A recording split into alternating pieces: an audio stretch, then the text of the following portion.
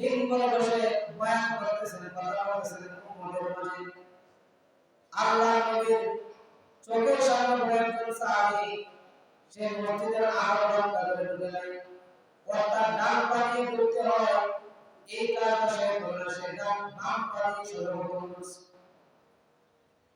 আল্লাহ নবী সাল্লাল্লাহু আলাইহি ওয়াসাল্লাম ওই সাহাবীকে জবাব দিল, ওই সাহাবীকে জবাব দিল, তুমি মসজিদ থেকে বের হও, আবার পুনরায় মসজিদে প্রবেশ করো।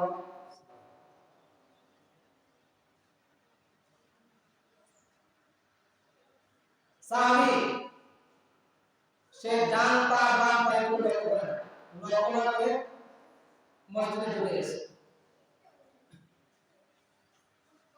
আল্লাহ নবী চোখে যখন পড়ে সাথে সাথে ওই সাহাবী তুমি মসজিদ থেকে বের হও। হাদিস নবী সাল্লাল্লাহু আলাইহি ওয়াসাল্লাম মসজিদে নির্দিষ্ট কোনো ব্যক্তি জায়গা নাই, নির্দিষ্ট জায়গা করতে পারবে না। মসজিদ থেকে বের করে দেওয়া কোনো ব্যক্তির অধিকার নাই। মসজিদের হুকুম সমূহের মধ্যে একটা হুকুম আছে আমাতুল মুসলিম, সমস্ত মানুষ বের হয়ে তাদের হুকুম তাদের মসজিদে নামাজ পড়া। অর্থাৎ কোনো ব্যক্তি বলতে পারে না তুমি এই মসজিদে আসবে না, সবার জন্য এক হুকুম মসজিদ। কিন্তু আল্লাহ নবী এটা কোন জায়গা থেকে বলেছেন তুমি মসজিদ থেকে বের হও।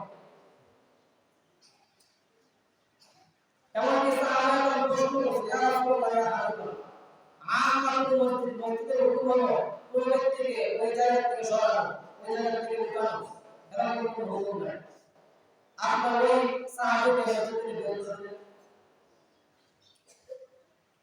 আল্লাহ নবী সাল্লাল্লাহু আলাইহি ওয়াসাল্লামের সাহাবায়ে کرام তাকে মসজিদ থেকে বের হওয়ার উদ্দেশ্য হলো মসজিদ থেকে চলে যাওয়া, তাকে একটা আর মসজিদের একটা আকর্ষণ করে দেওয়া।